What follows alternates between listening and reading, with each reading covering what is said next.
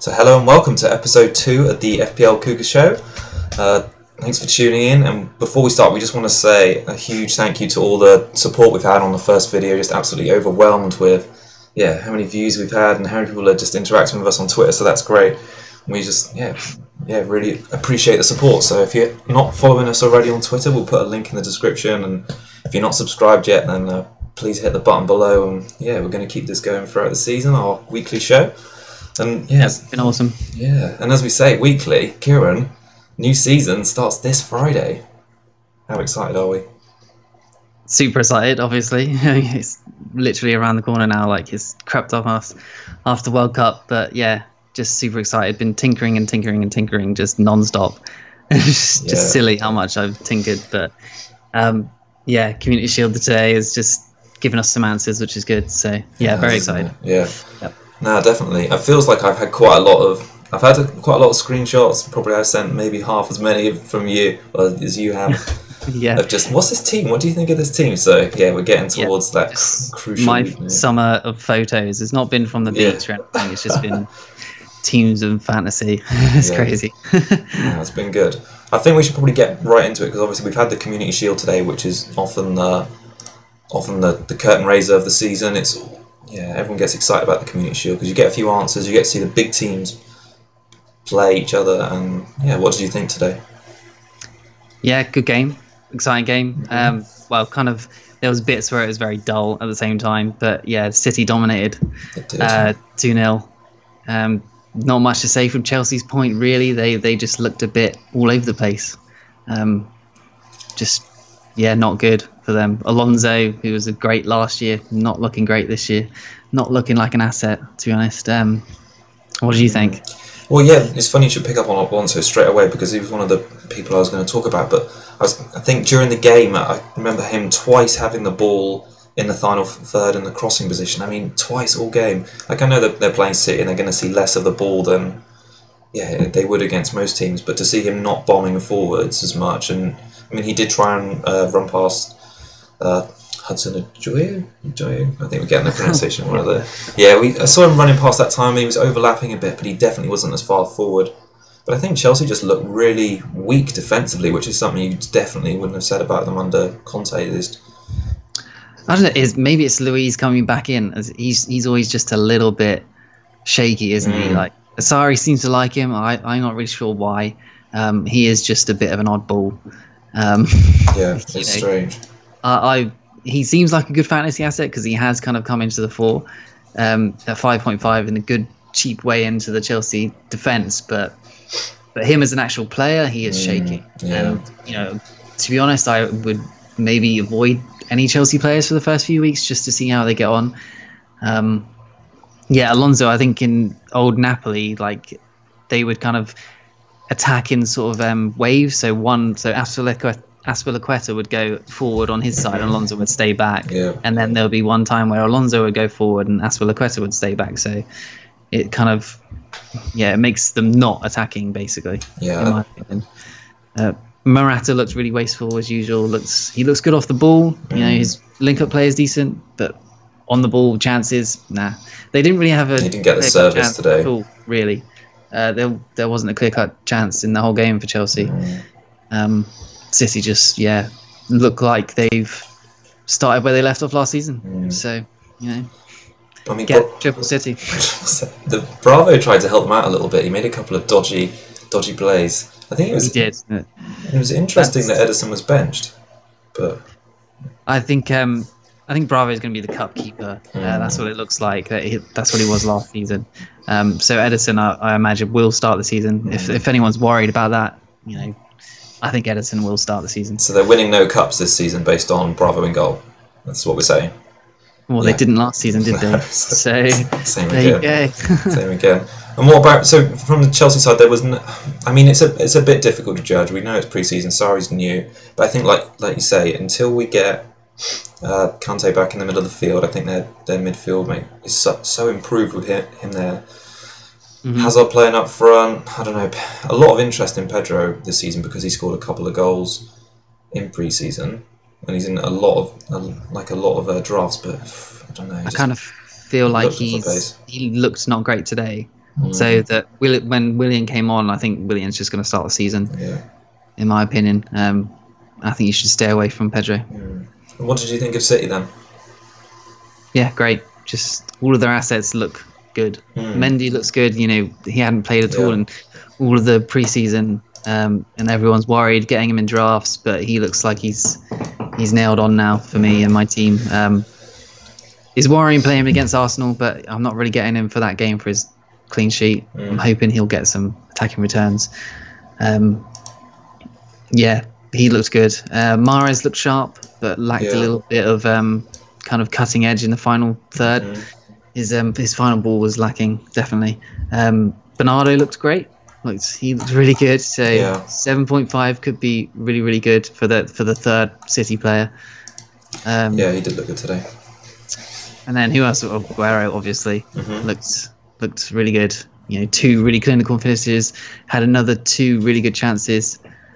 So yeah, if you don't have him in your team, then you know, sit behind the sofa with Clifton. Yeah, it's worrying. You don't want to go into Super Sunday next week without Aguero. I don't think everyone's going to be watching.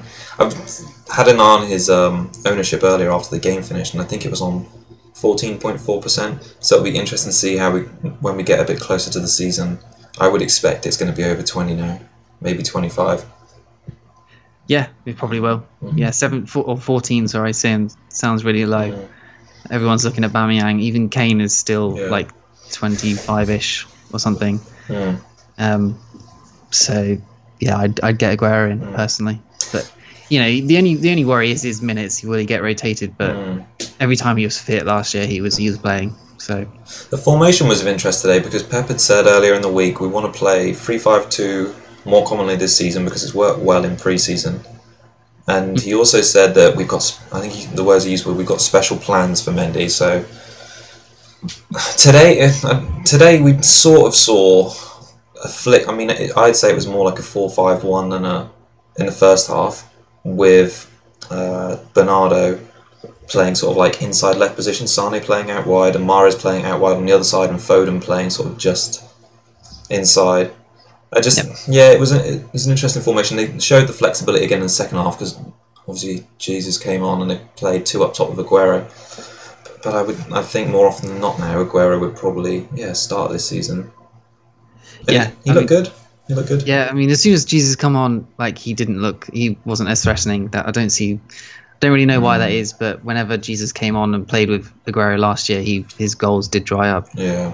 So that is slightly worrying, but I think they probably will rotate. Like Aguero will probably come off at 70 odd minutes. Jesus will come on for. I think he came on for Bernardo today. Am I right? Or maybe it was Mahrez. Okay. So yeah, that might mean Aguero stays on for a bit. Who knows? But I think they've got options, haven't they? Too many options, which is what we've all been sort of waiting for the Community Shield, thinking, oh yeah, we'll have all the answers. I don't know if we still don't have the answer. I don't know if we have the answers yet. A couple more game weeks. But I think we're certainly closer. I think you can say that Sterling's probably not going to start the season. KDB probably not either. So Aguero looks like he's nailed on for at least the start. Mahrez too. I think he looked good. So 60 million record signing. I think he's going to play. He could be one of the good third option in a triple City with Mendy as well. You know. It'd be hard to go 2 attacking City if you want 3 sort of attacking Liverpool. Well, not attacking, but if you want 3 from Liverpool as well as 3 from City, it's difficult. Well, I think they've both got good fixtures, haven't they, Liverpool and City? So you want to try and have them covered, and it's picking what I would consider the safest players in those teams. And based on what we know already, which is all we can do, I think we'll get on to... We can start talking about the pre-season now and the roundup. I think we've sort of moved into that. But just City, I think what we say there is... Aguero just looks... almost a no-brainer pick now. Mahrez and Bernardo offering some good value. And I think Mendy at the back.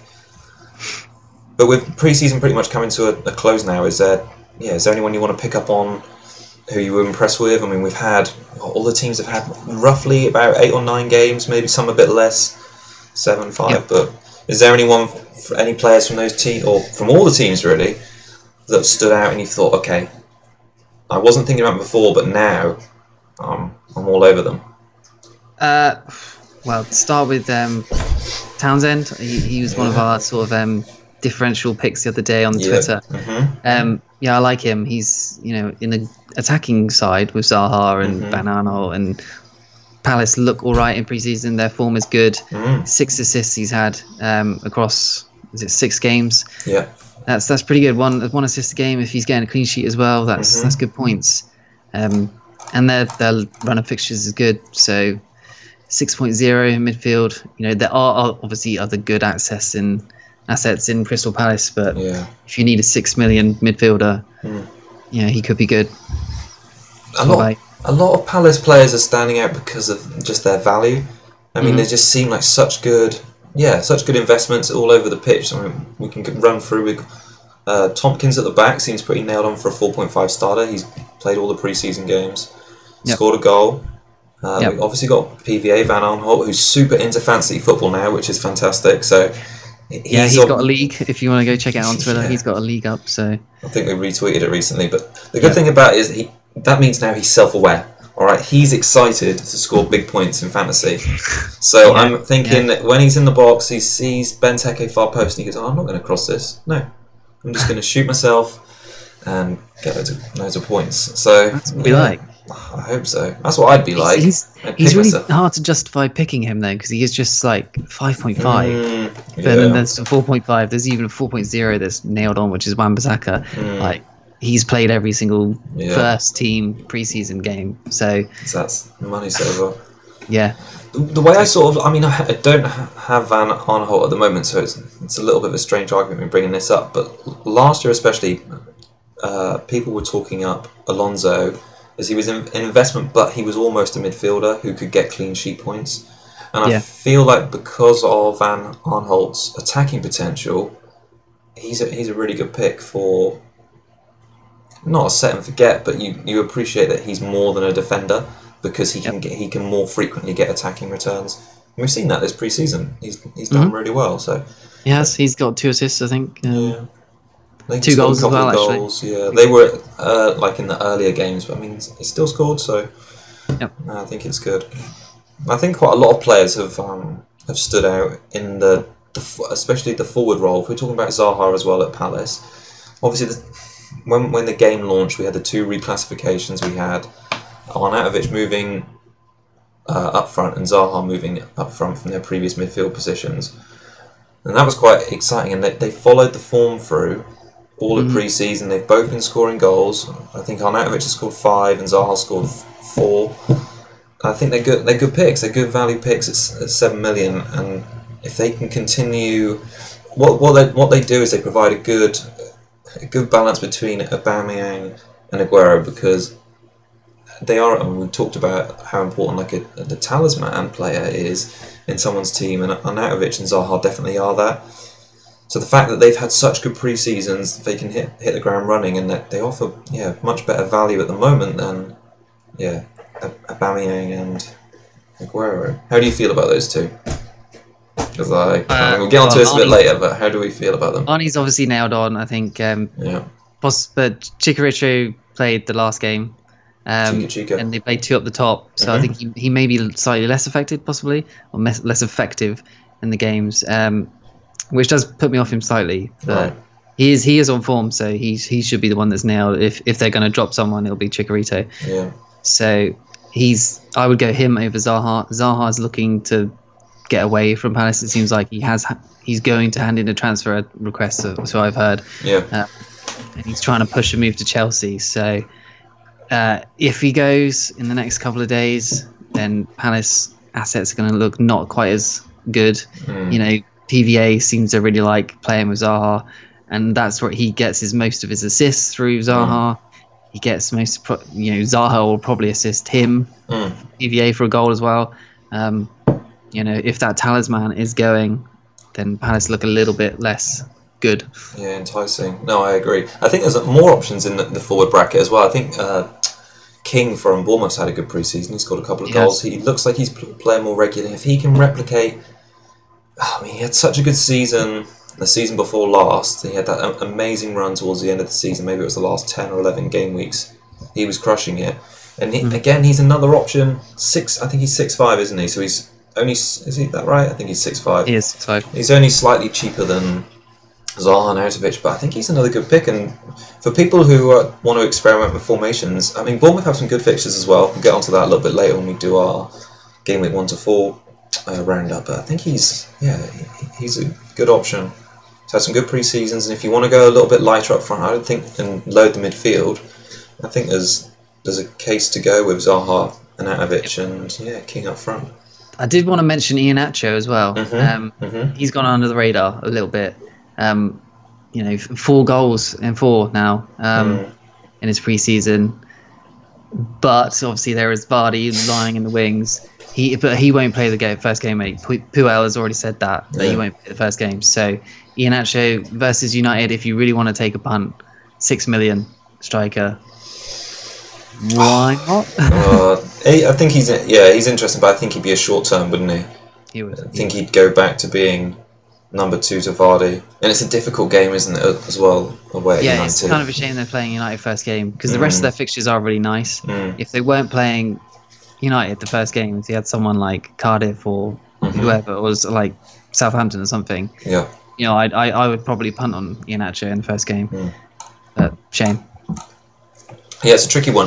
I think while we're talking about premium strikers, budget strikers, and then the flip side on the premium strikers, I think the options are, at the moment, they seem fairly limited, because I think there's quite a few, let's say, not really budget, but it's maybe 7 to 5 million strikers. But then when you get a bit more expensive, I think past Aubameyang, Lacazette, Aguero, people aren't really talking about Lukaku as an option. Kane's not an option yet. I think when those guys get back, I think that could really change and spice up the front lines of quite a lot of teams. I mean, obviously it goes without saying what an amazing asset Kane can be in the last couple of seasons. He's expensive, but he's been consistent. So I wonder if all these players we're talking about now are going to get turned in for Kane or Lukaku when they come back, and if they start firing. It's interesting. It's what a World Cup year does. It could be like the case that once we get to Gameweek 1-4, we find a lot of people playing wildcards and changing their squads up. I think Kane is obviously going to have a good season. He is consistent. There's no reason he can't score. He will score goals. But I think most of Twitter and most other people are just kind of hedging their bets on Aubameyang and Aguero keeping up with him, which I think they will this year, personally. So there's no need to spend that 1.5 million possibly. You can get Eriksen and kind of cover Spurs. So and maybe even Son when he comes back. He's a cheap option. And he was quite prolific last season, wasn't he? He scored quite a few goals. So I think there's options there. Do we want to talk about form players from promoted teams? There's a comment on YouTube. I think we should, yes. I've got his name down here somewhere. Daniel TV. He's got his own station, Daniel TV. He wanted to know about which form players he should look at from promoted teams, or which players from promoted teams are in form and worth picking. So is there anyone that's caught your eye? Because I know you're all over the promoted teams. Yota's obviously looked good. I do like Yota. He has had a good preseason. 2 goals, 1 assist, I think. He seems integral to their attack. He's not going anywhere. He's not being dropped anytime soon. So I like him. 6.5 is a good price, and I think Wolves are going to do well. I agree. I think he's a really exciting prospect, and I think 6.5 is a really good price because there's lots of options around that area, whereas if it's not working out for him within the first, 4 to 6 game weeks, you say, okay, I've got an easy sideways transfer there to get rid of him, but I definitely think he's worth taking a look at or including in your team. I mean, I was on Neves for quite a while, but then he missed that penalty in the last preseason game, and that seems to be he's missed 2 now, I think, in the last whenever. And Moutinho started taking free kicks as well. So his appeal has gone way down, because if he's not taking penalties, if that's gone to Jota or Costa, and he's not taking free kicks either, then he's just a deep line midfielder who's not going to be doing much fantasy wise. It's a tricky one really, because I mean, if it's like Milivojevic just last season, if Wolves get like a couple of penalties early on and he scores them rather than miss one, I think people are going to be all over him. He's quite a heavily picked player as well. But I think it's just because people have seen his wonder goals from last season. It makes But who knows if he'll get it when it comes to the next one, because he might not now. Yeah, it might be given to someone else. Maybe Moutinho. They might see him as like the higher ranking player now. I think there's some other good options in the Wolves team. I think Costa looks quite an exciting prospect. Another £5 million player. I think he's got a single goal and 2 assists. But he plays right wing, doesn't he? From their 4-3-3. I mean, he's been subbed off maybe 70 odd minutes the last couple of pre-season games, so he's not a 90-minute consistent player. But for £5 million in a promoted side, I think it's not really a risk, is it? It's someone you can put in your team. And again, we were talking about sideways options out of players. You've always got to have that balance, knowing that you can essentially get a different player in without taking a hit. And I think Kennedy is quite a smart player, another one at £5 million. I know he's not from a promoted team, but let's just say any of the Wolves players aren't working out for you. It's a nice £5 million sideways move to get a shot of them. Yep, there's plenty of options around £5 million. So they seem pretty much low risk to get one of them. Yeah, why not? Have you seen anyone in the Cup? I mean, in our first show, you were bigging up Cardiff. Yeah, big time. There seems to be that Ward. I'm not sure of his first name, but he scored 4 goals at 4.5. Midfield seems nailed on at the moment, as far as I can tell. But he seems a good option, scoring goals. They've got good fixtures. Why not? I don't really know too much more about him, but I think there's another guy as well called Murphy. Is that right? Yeah. 5 goals, $5 million he is. So I also like this guy called Joe Rules. He's on their penalties and free kicks. He is absolutely nailed on as well. He'll play all their minutes, all the games. So if you want penalties, he's possibly like the Neves of Cardiff, penalties and free kicks. So, but it's just Cardiff seem to be a worse team. So if you want to take that risk, it's up to you. What sort of price are we talking about for the one on the penalties and the free kicks? Rules is $5 million. Oh, $5 million. Okay, so he's again Neves and Costa price. Yep. Okay. I think he sounds like an interesting pick. I think what you've got to consider, going back to Murphy and Ward, whilst they've got some good stats and good goals between them, I think quite a few of them have scored against Tavistock and Bodmin Town. So I think that one of them, I think it was Ward that scored in their last pre-season game. Yep. So padding stats. But they're options because they've proven they can score goals, but like you said, I think Cardiff are going to struggle. I was really excited for Sessegnon.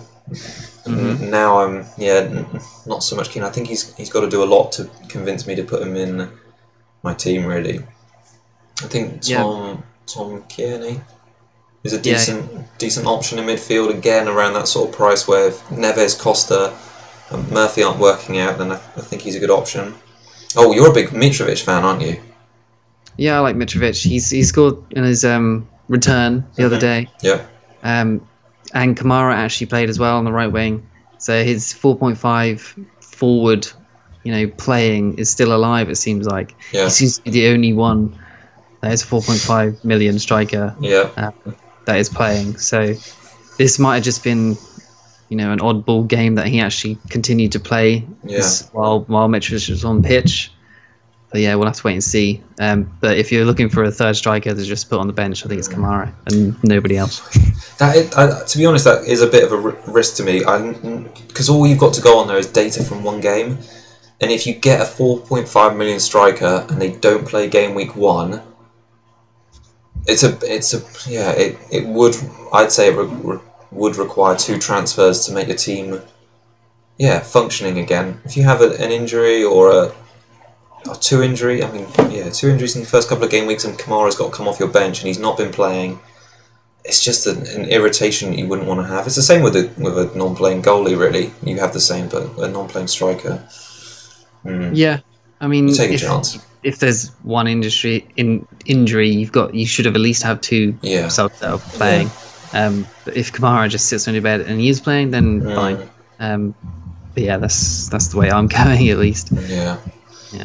Well, I think like you say, he represents good value, and he allows a good price in the forward slot, and he allows people to have quite a expensive front line midfield to compensate his low price, really. Should we talk about Liverpool and how good they've been? Yeah, we can move on and talk about the form teams. Yeah. And how everyone wants Liverpool assets. Yeah, triple Liverpool for me. You can go Firmino, you can go Mane, you can obviously go Salah. Everyone's going to go Salah, and then probably one defender as well, which would be Robertson. For me, Van Dijk seems just as good option. He's probably going to get a lot of goals this year. Well, I think he will anyway. He looks like a proper threat from corners, and he's just solid. Plays all the minutes, even in pre-season. He'll just play all the minutes as well. He's not going anywhere in that squad, and with Alisson, so they're going to get clean sheets as well. So you could possibly double up on the defence if you really want to go that way. But Salah and Mane for me, I think, are the way to go. I think you're right about Van Dijk and Robertson. I think that's quite an interesting point. Is Robertson's definitely the more in general play, the more attacking of the two. But Van Dijk has such great set piece potential, and like you say, he won't get rotated. I don't think he's their main man now at the back. I mean Robertson is streets ahead of what Moreno can offer, and I think it'll only just be rotation and tiredness. That forces Klopp to change it. Moreno is there. That's the thing. There's nobody really there to challenge Van Dijk at all. No. You're going to talk me out of Robertson. Robertson's been like the first name on my team since the game Robertson's launched. Not going anywhere either. Like Moreno is terrible, but but he is there. He is a slight worry. Yeah, I think for the odd game Robertson misses, I think you'd have to hope that he outscores Van Dijk in the ones he plays just through Liverpool's general attacking play. Yeah, he had so many point returns in such he only started getting in the team after Christmas, I think it was. Yeah, and he got great points. So yeah, he's nailed on. And he hasn't had any international duties to worry about over the summer. He's been playing most of the pre-season games. Yep. He's got an assist maybe from a corner. I think he took a corner maybe, and Van Dijk scored. I think it's something which is unusual. I mean, imagine Salah will be taking them once he's back, but I think it's still worth noting. But no, Liverpool have had a great pre-season. Similar to they look scary. Yeah, just free throwing, attacking football. They got Shaqiri on the bench to come on if he doesn't start, to just get some goals when people are tired. Keita looks really good as well. Yep. If you want a third attacker or a third player from Liverpool and you can't afford it, Keita could be good at 7.5. I think it was something like 10 goals and 10 assists last year at Leipzig. So yeah, he has looked good and sharp. Other assets from them, Firmino, obviously good, 9.5, decent price. If you want to go that way, then it's cool. Yeah, I think it's just about getting those combinations, those players right. I think you could go all out on attack and triple up there, or just have that defender knowing they're more defensively solid than they were a couple of seasons ago. And it's just working out the balance between value and Firmino and Robertson, because I think over 50% now own Salah. Yeah. So I think it's Salah and two others. I did have Firmino for quite a while, and he's a good option at a good price at 9.5 when you compare him to other premium strikers. Yes. So I think it's just whether you want to double on Liverpool's attack. I'm leaning towards Mane because he's taken 2 penalties in the last, I think maybe 2 preseason games. I'm not sure if it's 2 or 3. But yeah, he's taken penalties while Salah and Firmino and Fabinho have been on the pitch as well. So if Mane's taking over penalties, then great. Let's go for it. Ideal. And 9.5 seems like a good investment for him, really. Yep. When you compare him to Salah, I mean, I think from a wider point about team, just spreading the cost between teams. if they don't, if Liverpool have an off game, I'd always be a bit concerned that what are we talking about here? About 22 million, so nearly a quarter of your budget would be spent on Mane and Salah, and say Liverpool have an off week, which they might do. It's a lot of faith placed in just those two players to deliver. But I think they've got the fixtures to do it, haven't they? Yes, they do. They're just dominant. If they can keep a clean sheet and beat Napoli 5-0, Napoli had their good team out in pre-season. 5-0. They kept 17 clean sheets last year, which is the third best. Behind City and United, and they've added Alisson. If they could do that last year with Karius and Mignolet, there's nothing stopping them. That's in my opinion. Yeah. No, I agree. Should we talk about game weeks 1 to 4 and pick up on how these form teams might translate their form into just the first couple of games and the rounds of the season? And sure. I think it's worth. I mean, we talked about it a little bit in the first show about how after the fourth game week this season, it's the international break, and it's quite a popular time for people to play a wildcard because you'll see which players are in form and which teams are looking like they're dominating this season. So we've had a look at, if you were going to do that, which teams have good fixtures and middling fixtures and bad fixtures. And is there any? I mean, we've talked about Pool, and we had Paulie Walnuts on Twitter ask us about triple Liverpool way to go. So I know we've just talked about them, so we can lead into that again. But their fixtures to start the season are West Ham home. They've got Palace away, Brighton home, and Leicester away, which I say on paper, on my digital screen, look fantastic. So what do you think about triple Liverpool for those games, and is Keita an option? We just talked about Yes, Mane. short answer, yes. Go triple Liverpool. Keita's an option. If you want a cheaper third player, then yes, absolutely. All yes to those. Yeah. I think I need... Yeah, the more we talk about it and the more I look at the fixtures, I think, 2 perhaps isn't enough. But it's finding that the right balance of investment, essentially, in the Liverpool players and justify it. I mean, it's either like Mane or Firmino or like Eriksen at that 9.5 range. Yep. Or see, you can go Keita, sure, but are the other teams going to get as many points? Liverpool do look rampant, so just if you have just Salah, you're not going to make any points out of their attack if you don't have any other player. So you're just covering. Yeah. You're not actually making points. And they look so good going forward that if you get Keita, Shaqiri possibly if he starts to get starts, Mane/Firmino, then you're laughing hopefully. Yeah, I mean what happened quite a lot last season is they just blew teams away, didn't they? They get a couple of goals up and then they just put their foot down and just go crazy, especially in the Champions League. So I mean, if you're watching a Liverpool game this season and it's 3 or 4-0 by half time, and you're sitting on maybe one asset and they're all pitching in with goals, you start to think, okay, it could be a cricket score, and it's just about covering those right players, really. Yeah, I mean, the only other teams that actually really blow teams away week on week is City and Liverpool. So if you are covering them, then you're good to go. There aren't other teams out there that really blow teams away every week. No. So, yeah. Who else have you looked at and you thought, okay, if we're doing the mini wildcard, or we're doing a wildcard after our first 4 game weeks, is there any teams you're investing in or you want to invest in? I mean, obviously Everton have really good fixtures, right?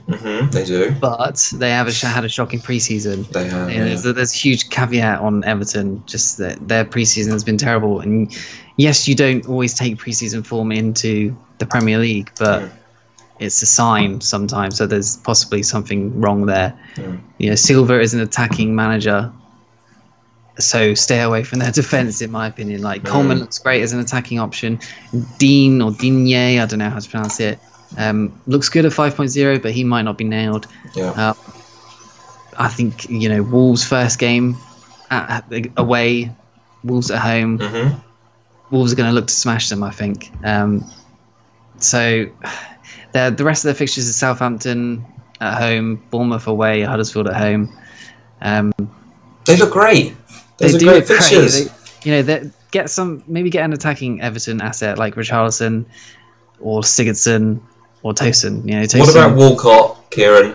Nah, never Walcott. Okay. He's a troll. He'll just likely play 1 week and then get injured and never play again. Just you can't trust Walcott. I like Walcott.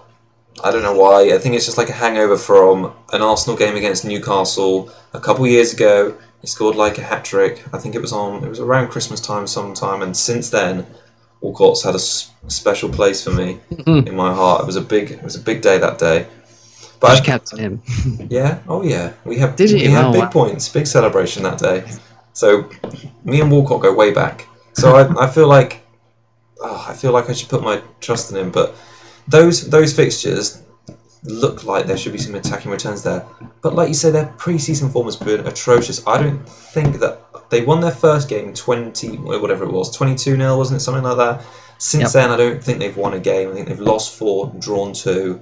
Yeah. And their goal difference, I mean, obviously from losing those games, your goal difference is bad, but goal difference is -8. So a lot of people were getting really excited about. I mean, Coleman was popping up in everyone's first drafts. Those fixtures are great. He's an attacking fullback, but we've just not seen that. With an attacking fullback, it's great if they get attacking returns, but really, you want to get something from from the defensive side of things, especially when he's 5'5". We've talked about this with PVA. Yep. PVA. I mean, looking at our charts here, of our top assists, he's not on the chart. So Coleman hasn't done anything. No.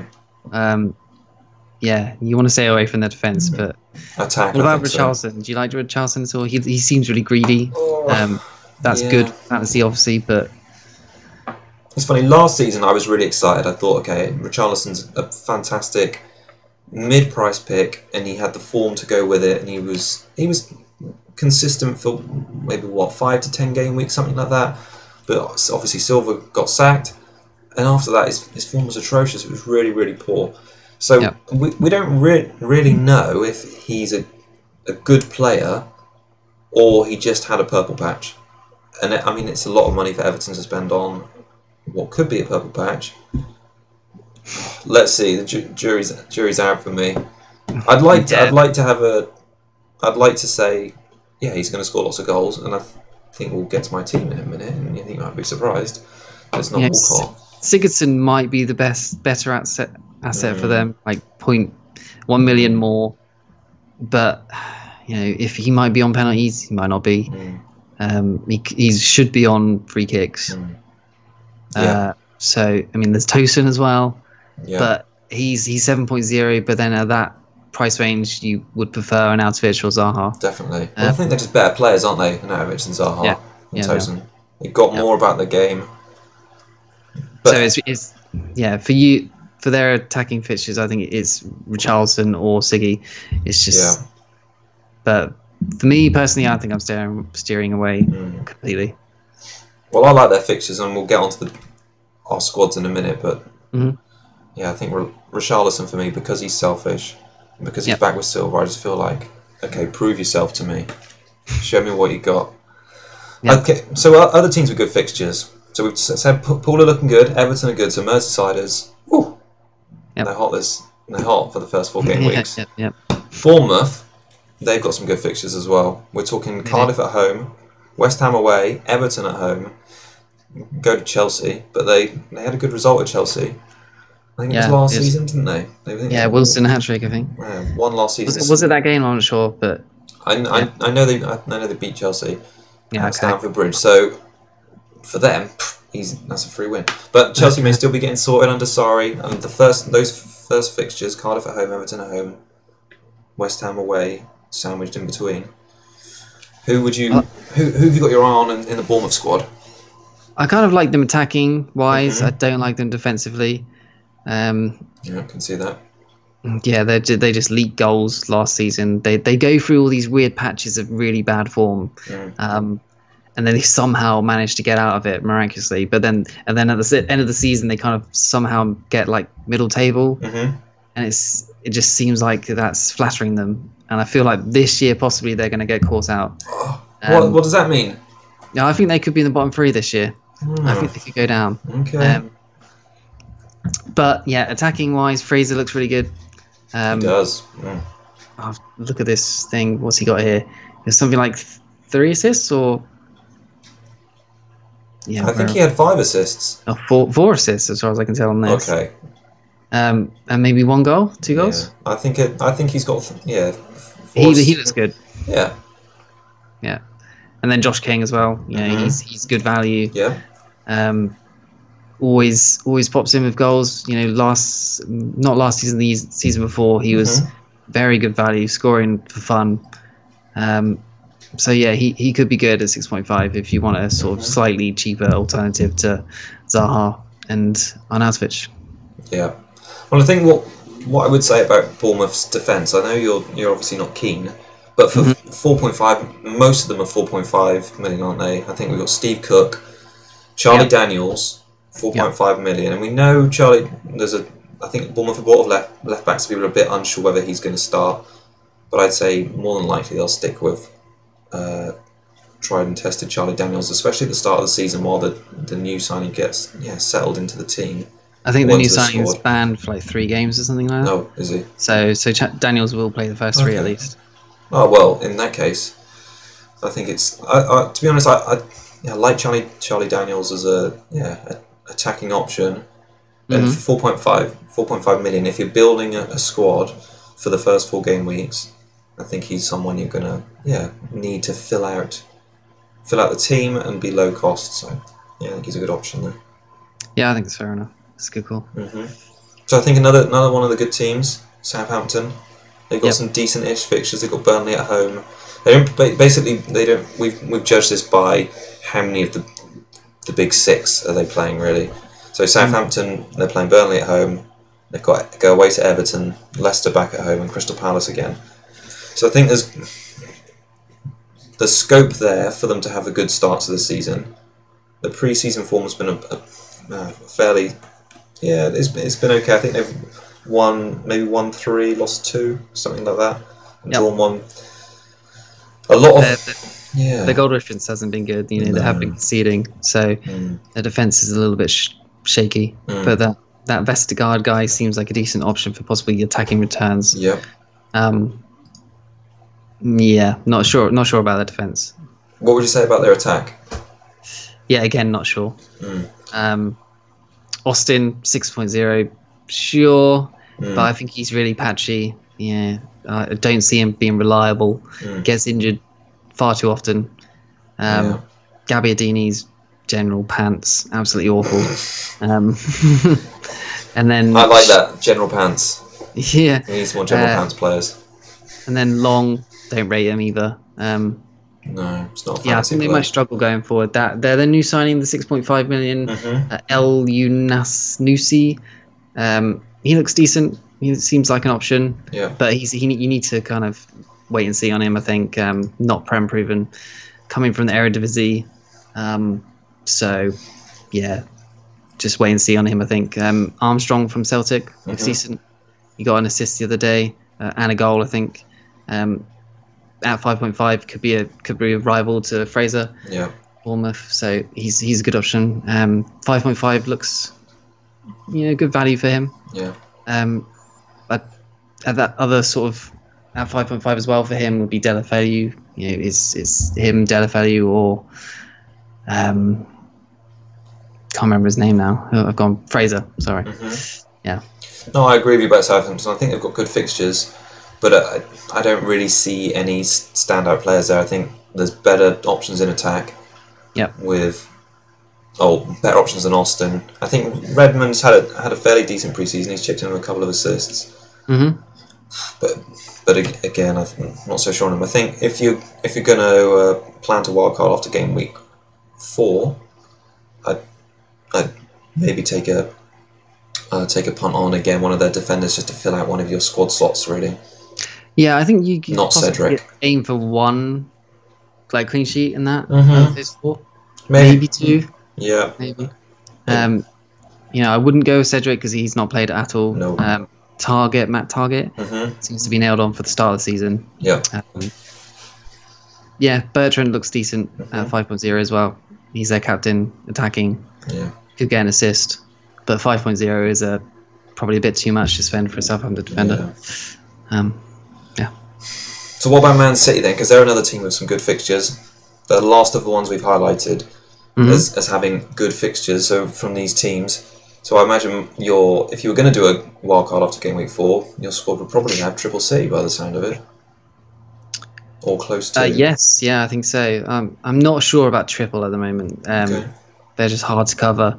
They're a little bit of a roulette with Pep, but double for sure. I'm looking at Aguero personally. I do like Mahrez as well. He looks sharp in the Community Shield. And then there's obviously Mendy. But yeah, the fixtures look good.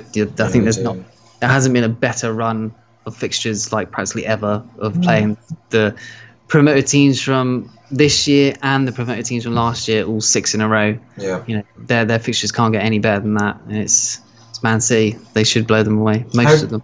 How do you feel about them at Arsenal away next weekend? I think there'll be goals. Yeah, there'll be goals. Do you think City will win?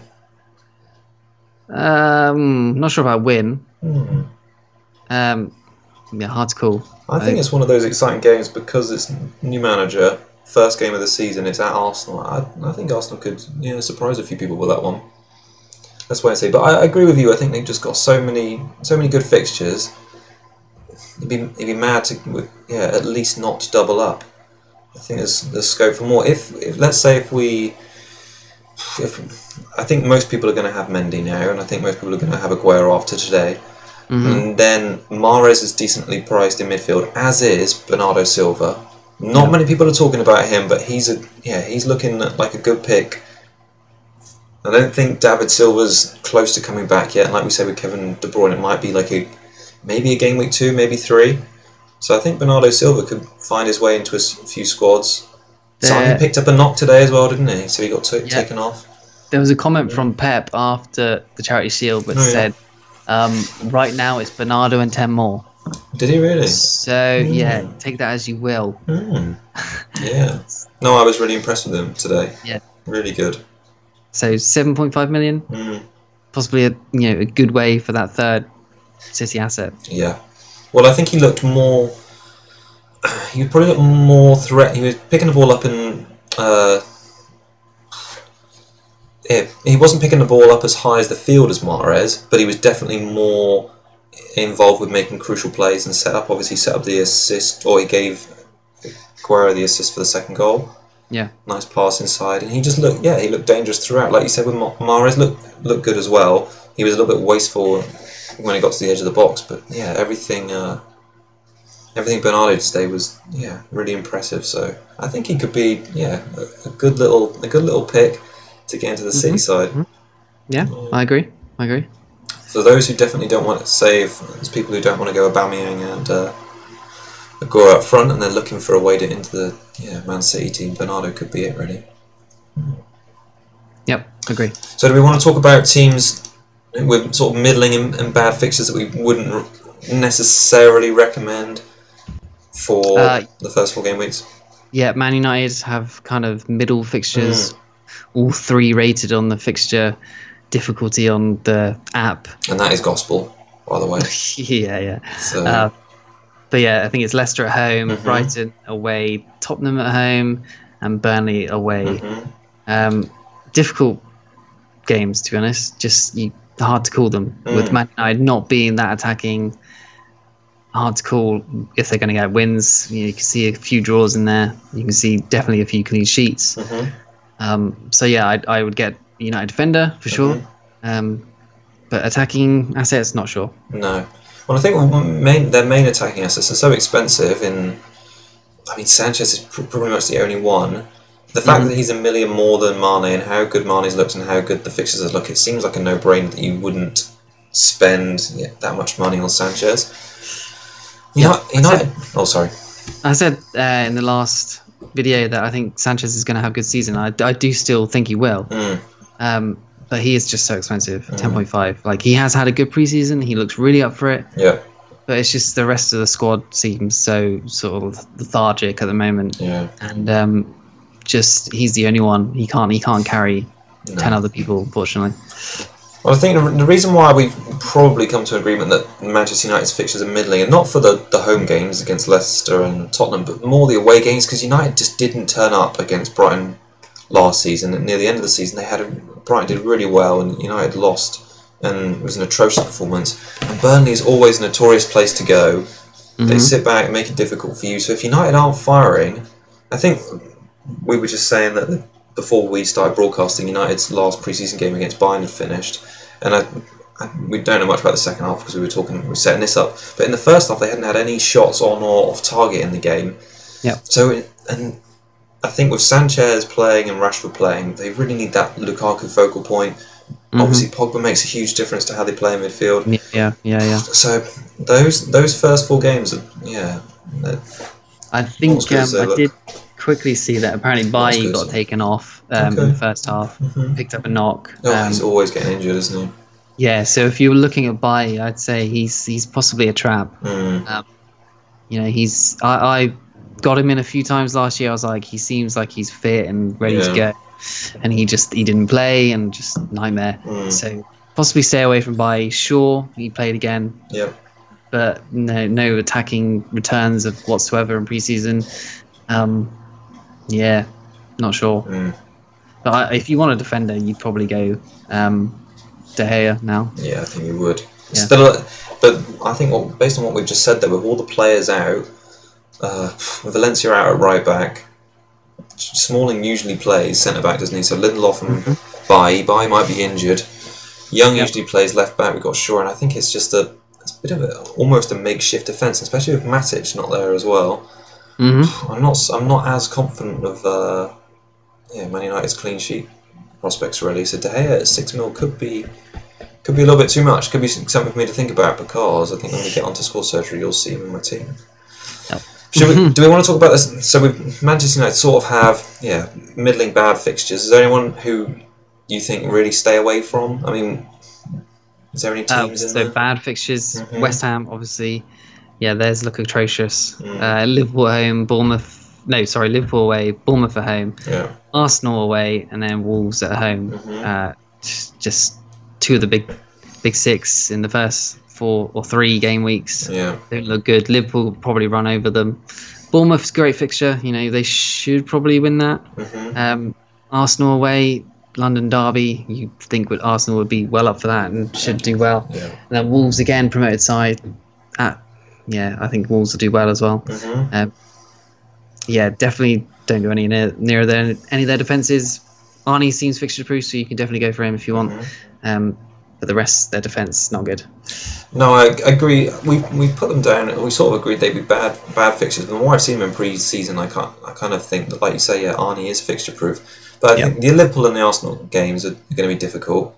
Bournemouth and Wolves are definitely winnable, but it's just it's that balance. And if they get beaten badly in either of those games, how does it affect squad morale? We've obviously had this at West Ham before. It's quite easy for the team to get down. So it's just how well. It'd be interesting to see how well Pellegrini can manage that team. Interesting to see how they do at home as well. If they if the fans, that stadium is notorious for being just rowdy. It's a shame, really. It's a shame. Yeah, just interesting to see how Pellegrini gets on, how the fans get behind the new team. But Arsenal away, I can definitely see Arnie getting in there with a goal. What do you think about their new signings? Felipe Anderson, Yarmolenko. Interesting. They look good. Yeah. If Arnie wasn't there, they'd be attractive assets, I think. I like Anderson. I like Yarmolenko. They both seem really good. Yeah. But probably not to start with. You need to keep an eye on them, see how they do. Well, it's a real shame that Lanzini got the injury, because I think they would have made quite an exciting quartet, those 4, really. I think Wilshire's obviously been brought in, hasn't he, to bring a bit of dynamism to the central midfield, which will probably compensate a little bit Lanzini going. But I think they've got the potential to be quite an exciting attacking team. Yeah, I agree. Pellegrini always made. I mean, he was a good manager for Man City, and I think he was quite focused on attacking and beating teams. So if you can translate that to West Ham, then great. Yeah, I mean, they have nice assets at the back. Like Cresswell, 5.5, probably too expensive, but he is a good gets good returns sometimes. Yeah. And then their two other new signs, Diop and Balbuena. They're both 4.5. One of them's got to go with Ogbonna. Yeah. Or maybe not Ogbonna at all. But yeah, once their fixtures get a bit better, then they could become options. So after Game Week 4, you could look at them in the wildcard. Yeah, I think it's a good. Yeah, it could be a good area to invest in. What about Newcastle? What are we saying about them? Yeah, stay away. Stay away. Yeah. Just I haven't really looked at any of their assets at all. I mean, I looked at Kennedy, and that's it. Like the rest of their team, just no. They've not really signed anyone. They've made 2 signings. I think Kennedy and that Mutu guy. Yeah. Nah. They're going to struggle this season. Yeah, it's a strange situation. Rafa had a really good end to the last season. He asked that he be backed in the transfer window, and it doesn't seem like he has been. It's the same old problem, and we'll just see what happens really.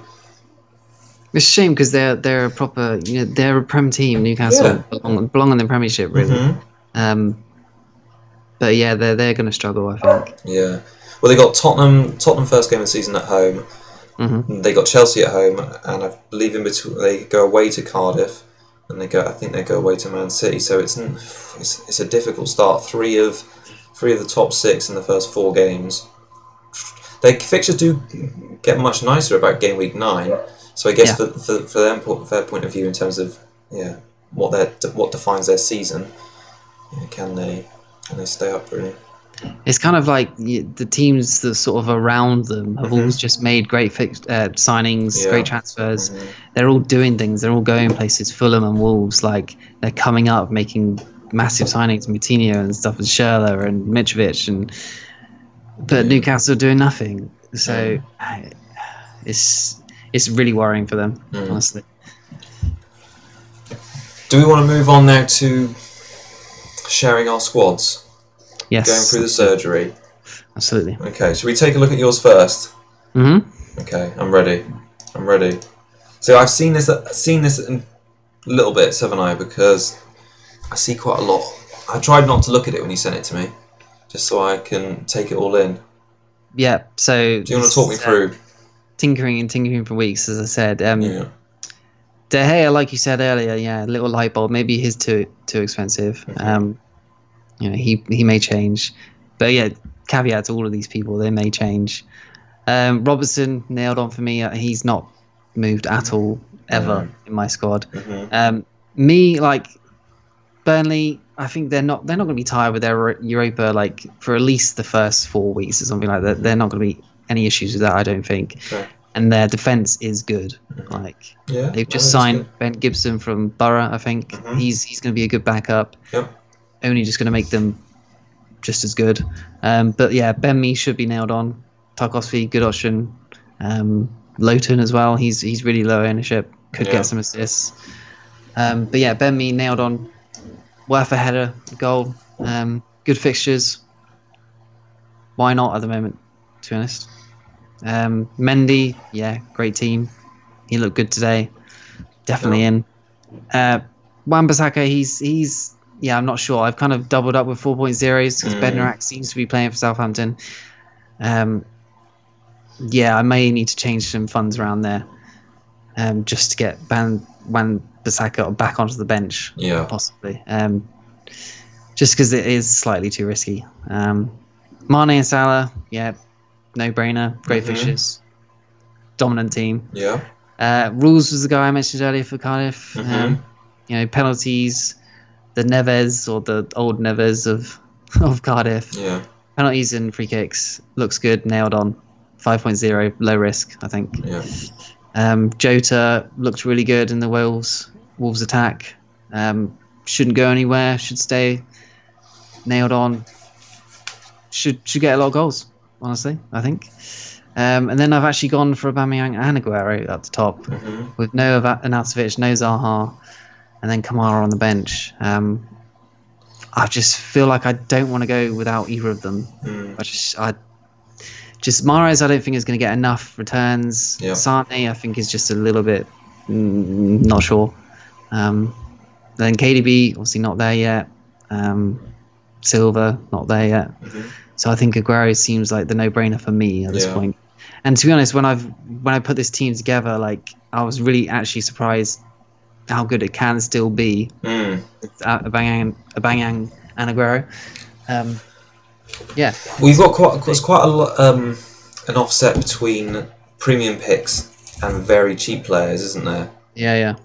So that's why I suppose you've afforded what I would say essentially De Gea, Robertson, Mendy, Mane, Salah, Aubameyang and Aguero. All your premium picks, and the rest are sort of fitting around that, aren't they? Jota and me are probably the next level down, but past that, all of the other players are cheap, sort of bench fodder, aren't they? Yeah, that's why I'm thinking De Gea will probably go, but I do still want a United defender. That's the problem. Yeah. I think I had a draft before this where Wan-Bissaka was back on the bench, and then I had I think I had Van Aanholt in there. I think Jota was possibly Neves, so I had 2 5s there, and then the defence was much more. I had Patricio in goal. I had Davies possibly as well. Yep. Van Aanholt, and that seemed a bit nicer. But yeah, this seems like it could be a way to go. Are you quite set on this? Not when 100%. When you look at it, what worries you? Because what would worry me is just the cheapness on the bench. Like I know it's a bench, but as soon as one of your, I mean, I don't know a lot about Billing. He's had a good preseason, a few goals, few assists. Okay. And he played every minute last season for Huddersfield until he was injured. Okay. So he seems like he should be nailed on. Not on great fixtures, obviously, but he's a good 4.5. And he should play. Yeah, should play. Kamara should play, hopefully. Bednarak seems to be playing as well. I think that there will be some changes. I will have to probably downgrade Jota to get Wan-Bissaka back on the bench, and then probably get rid of Bednarak, because 2.4.0 seems obsessive, possibly. Yeah. No, I like it. If I'm setting up for the wildcard after the international break, then this could be good. Yeah. No, I think it's a good looking team, really. Yeah. I think it's nice. My only concerns with, as I say, with the very clear offset between premium picks and cheap players, but if the premium players deliver, then it doesn't really matter too much. You're not expecting the bench players to get you good points. You're expecting your premium ones to do that for you. So that's good. It's almost a bold way to go. These are gut picks for me. I don't want to spread too many funds across. I just feel like Aguero and Aubameyang are just going to bang. So why not? No, I like it. Should we take a look at my team? You want to see? Yep. Okay, the big reveal. So I was having a look at the first team I shared on the first video, and I don't think it's that much different. So De Gea in goal, goes without saying. What we've chatted about since about the United events, I'm a little bit wavering on him now, because if a lot of their first choice defence and defensive midfielder in Matic are out, then I wouldn't be as confident in those clean sheets for that 6 million, which is really what you're getting De Gea for. Yeah. So that's something for me to consider, but generally he's been there for most of pre-season. Robertson and Mendy we've covered. Daniel's Cardiff, he's in because he's attacking, and Bournemouth do have those good fixtures which we spoke about. And I'm keen to see through or have a look at the potential of a Gameweek 1-4 overload with a wild card after that, which is what my team is loosely based on. So Charlie Daniels is in there. Salah, Eriksen. Now he didn't play the last pre-season game, so I'm a little bit unsure about why that is and his involvement. He was close to being. At the moment, he's a changeable player. Let's say I like him because he's just had great stats. He's definitely back before Kane, and he usually makes Spurs tick. So he's in my team. And also going back to a little bit what I was saying earlier about having so much funds in one team, i.e. Liverpool. If I had Mane and Salah, having nearly a quarter of my funds in players from the same team in the same attacking point, if they have a bad game, yeah, it's an expensive. Do you not like that? You know, spend you're there. not gonna go that way. If I knew if it was a double game week and it was really short term, I'd definitely consider it. But for a 4 game week, let's say block, maybe longer, if I have a good start to the season, then I think it's just too many eggs in one team's basket. If that makes sense. Yeah. So Richarlison, Jota make up both my 6.5 playing mids. As we covered, Richarlison, he's got good fixtures, and let's see if he can do the business. If he's a troll, we've got sideways options to get rid of him. Jota seems to be, we talked about it before, talisman, as are Zaha and Arnautovic. Aubameyang hasn't moved from my team. It's going to be really difficult this week because a lot of people are going to be getting Aguero in after today. So yeah, you thinking maybe Mahrez instead of Eriksen, possibly? I'm thinking Bernardo Silva. Right. I'm thinking Bernardo Silva in there somewhere, but I'm not. You strengthen defense, maybe. Yeah, well, I was thinking, if I downgrade De Gea to a 4.5, I upgrade Richarlison or Jota to Bernardo Silva. Right. I think that makes sense. Okay. Defense is pretty straightforward. Button, 4.0, non-playing goalkeeper. Wan-Bissaka.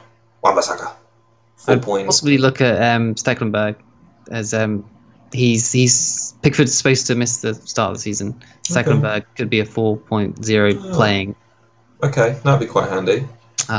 Yeah, because Button will probably go up nowhere near the starting lineup. Bolly in defence. I think 4.5, low risk. Wolves are decent-ish fixtures, but generally I think I'd end up playing Robertson, Mendy, and Daniels for the first 4. So I think we're not too bad there. It looks a lot like what I had for a long time, but then I just looked at the Aguero and Aubameyang team, and I haven't got off that since. Yeah. And then Aguero just getting 2 today. It's just maybe like isn't it? Yeah. It's going to be difficult. I think where our teams are quite different. It's definitely the spread of money. Yeah. It's definitely the spread because I feel like I've got less premium picks than you have, and I've got because of that I've got middling price players in Richarlison and Jota, which I'm just starting to think of like possibly going without United defence at all. Just might be the way to upgrade somewhere else. Make it a little bit more balanced. There's money to there's money to be found there. I should also pick up while we're talking about this about Steve. I was going to mention Stevens because we love talking about 4.5 million midfielders. They're our favourite. But we had a question from What the Fuck PL or WTFPL. I'm guessing it's the second one, but I like to swear on the show. He asked about options for 4.5 million mids. Yep. So I'm going to talk about Stevens very briefly because I think with a 4.5 million mid, what you really just want is guaranteed minutes. And potential. I mean, you are not really going to expect to get any more than 2 or 3 points from a 4.5 mid, and if you do, you're very lucky. Last season, I shaped my team so I had quite an expensive front line. So I had Kane, Lukaku, and Jesus playing. So because of that, to allow for that, I ended up having 2 4.5 mids who I thought were going to be quite involved in goals. So I had Tom Carroll from Swansea, and I had Ruben Loftus-Cheek from Palace. And then very shortly after that, I also had Shabala from Watford. So I think there have been players. I mean, the experiment went badly because I ended up downgrading and upgrading midfield. But in terms of what's available this season, I would think that Stevens is probably the best bet at 4.5. He's quite heavily owned, so if he does get sent off or he does get injured, you are going to lose some value there if you don't make a transfer. I think we mentioned earlier, didn't we? Ward of Cardiff could be an option. He's 4.5. He scored a few goals in pre-season. Yep. Masuaku for West Ham, 4.5 mid. He's reverse OOP though, so that means he's playing defence and he's listed as a midfielder. Yep. Someone who played today, obviously Hudson-Odoi. is an option. Yeah. But again, really short term. So I would not recommend that. He might play like half an hour of next week's game. Come on as a sub against Huddersfield when Chelsea are losing. Try and change the game. Yeah, I'd be worried by Stevens actually. I think he didn't play in the last 2 preseason games. I think maybe, or it might have only been 1, but it seemed to be in one where they had their full strength team. Okay. So yeah, that slightly put me off him. That's why I kind of swerved towards Billing. Yeah. But then again, he's not really fully nailed on either. No. Yeah, there's Schneiderlin as well, 4.5. He's in Everton's best teams in preseason. He's been in there every time with Garner Gay. So yeah, if you want 2 points, Schneiderlin could be a good one. You just need essentially in the 4.5 position slot. I think you just need a player who you can rely on if one of your attackers are out, really, just to give you 2 points. That's absolutely. What you need. Someone who's guaranteed. Which I don't think Stevens missed a Premier League minute last season. I think he played every minute of every game. True. So I think that's why he's so heavily owned. So he probably is nailed on then. To be fair. I think he's one of their main players. Yeah, but I wanted to talk about Schneiderlin just because people probably haven't really thought of him. No, definitely. He seems to be like one that could be, decent. Yeah. He's not going to get you goals, that's for sure. So I think that's pretty much covered my team. Like I say, Ericsson, Richarlison are the 2 question marks. But other than that, and De Gea, other than that, I'm generally very happy with it, really. Yep. So thank you. So to wrap up, should we just talk about our predictions for Game Week 1? Yes. And I will also want to drop some stats right now because I think it's important to talk about the Game Week 1. So we had a look back at, obviously, when you start a new season, we don't really know what the form's going to be like for any team. It's a bit of a lottery what the fixtures are going to be like. So we had a look back at last season's Game Week 1 and the season before that. And we found that last season there were only 4 home wins, and the previous season there were 3. And then, similar to that, there were 4 away wins in both of those seasons. So I think what that shows is the first game week can be quite unpredictable. Like most people would probably factor towards a home team, but I think there's evidence and stats there to say that previous seasons gone by, the first season can throw up a few surprises. First game week can throw up a few surprises. Yeah, I think possibly just go with teams you fancy, and that is just a bit of a lottery. Yeah. For just away and home first season, not too much to draw on, really. Do you remember last season that Huddersfield turned up to Palace and rocked them, didn't they? I think they won, but I mean, Palace went on a very awful run. But was it Burnley that beat Chelsea as well last season? Burnley that beat Chelsea. First game. Yeah, so interesting. Yeah, I think it's always a fun game week. So we'll see what happens. So I'm looking forward to that. So I think part of our Game Week 1 preview, a very brief one, do you want to pick out a team which you think are going to get a clean sheet, and then also our new feature, the Cougar Cub pick, CCP, abbreviated obviously, whereas we choose a player, each of us choose a player who we don't own, who we think are going to score well this week, and we're going to keep this running throughout the season, aren't we? Yep.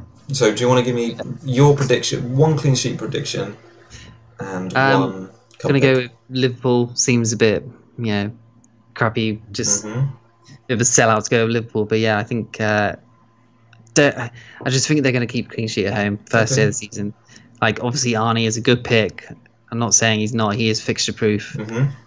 But I think Liverpool will keep clean sheet in the game. Okay. Yeah, no, I can understand that. 17 clean sheets last year. Alisson added. Yeah. And what about your Cougar Cub pick? I was going to go for Fraser for Bournemouth. Yeah. I just fancy him. Looks good. 5.5, good option. Good assists, good goals in pre-season. Yeah. Looks to be in form. Yeah. He's probably not going to be in my squad, but yeah. There he is. He's my Cub pick. That's interesting because we didn't talk about the Cub picks. So mine is also a Bournemouth player, but I'll do my clean sheet prediction first. And I'm going to go a little bit left field, but I'm going to go for Spurs away at Newcastle as my clean sheet pick. They haven't got all their defenders back yet, but I'm quite confident after Newcastle's patchy, let's say, pre-season and the lack of signings, I think it could be one of those games where, yeah, Tottenham pull off Davies someone to look at for sure. Yeah, he looks good. It should be nailed on for the start, but I've heard that apparently he might play centre back with because they just have lack of centre backs. They do, everyone out, and he's been playing centre back in the last few games because they don't have anyone else to play there. So Kyle Walker-Peters has been playing there. Might be worth a punt. Maybe. First games or something. I think he played there. Didn't he play last season? Their first game last season at Newcastle. I swear he played then as well. Possibly. In the first game. Yeah, he's probably 4.5. I've not actually looked, but yeah.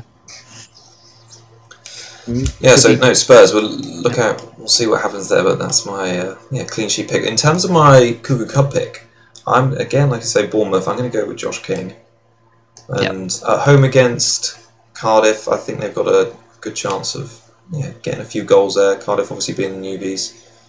Bournemouth have, I think their last pre-season game, they scored 5 goals, so you know what Eddie Howe's like, he likes a goal. So let's see. Okay, we're going to go for that, and we'll keep track of that throughout the season, and I'm sure we'll come up with a fun little prize at the end. Also, of it, wouldn't be surprised if Cardiff win that game. What? So with lots of goals. Cardiff win that game. Okay. Yeah. Right. Well, I'll hold you to that. We'll bring that back up next week then. Yep. Cool. All right. Well, I think that pretty much wraps up the second Cougar show, and the first one previewing the first preview episode, if you like, for the game week. So we'll be back after Game Week 1 wraps up, probably middle of next week. What we're thinking day wise?